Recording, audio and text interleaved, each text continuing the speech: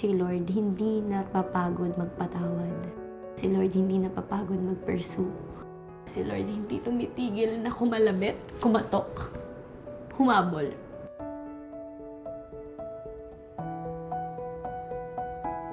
So, si Andrea Badinas ay parang ako. Siya din ay isang singer at soccer player na nag-struggle sa life, sa identity niya, sa purpose din niya, sa buhay niya. And binago siya ni Lord, ni-redeem siya from her struggles.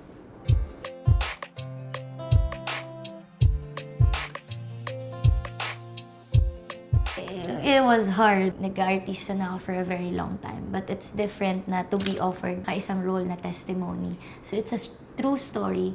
So for you to portray that role, it's very heavy.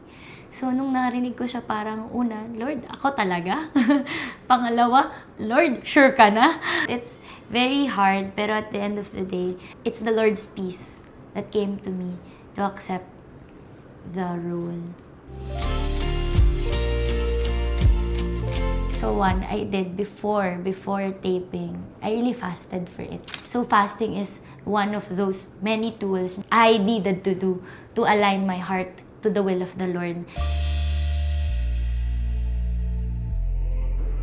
Yung challenging scenes, yun nga, yung particular scene na to, yung time na yon, hindi ko na ibigay yung tamang emosyon. And then, dun ko na-realize na I was acting and I was depending on my own strength. Kasi dumating na sa point na in-attack na ako na, kaya mo na yan, huwag ka na mag-pray. Kaya mo na yan nang walang Holy Spirit. Ikaw na yan eh. So ayun, hindi ko kinaya.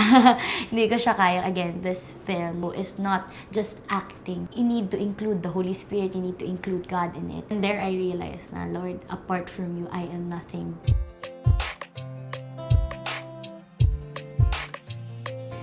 Ang pinaka na-realize ko sa story ni Andrea is that no matter how far you run away from God, hindi siya magiging malayo. Looking at Andrea's life, actually, I see myself pa din. I see my life. I see how sinful I am.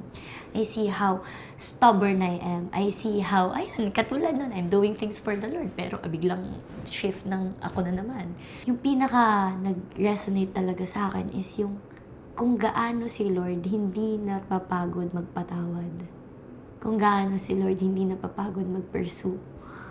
Kung gaano si Lord hindi tumitigil na kumalabit, kumatok, humabol. We chase after things. While we're chasing after things, He's chasing after us. And whenever we feel that we're so far away from Him, we are not. Kasi isang talikod mo lang nandun siya sa likod mo. Kasi He was never far away. He is always near. It's just that tayo yung nakatalikod, kaya akala natin ang layo niya. Pero hindi, He's always near.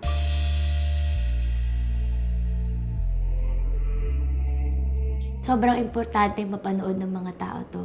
Kasi this will serve as a reminder that God is unconditional. His love is greater than your sin. Hello po sa inyong lahat. Ako po si CJ De Guzman, ang gaganap bilang Andrea Badinas for this year's Tanikala Presents, Ako'y Sa'yo. Mapapanood niyo po yan ngayong Holy Week sa GMA.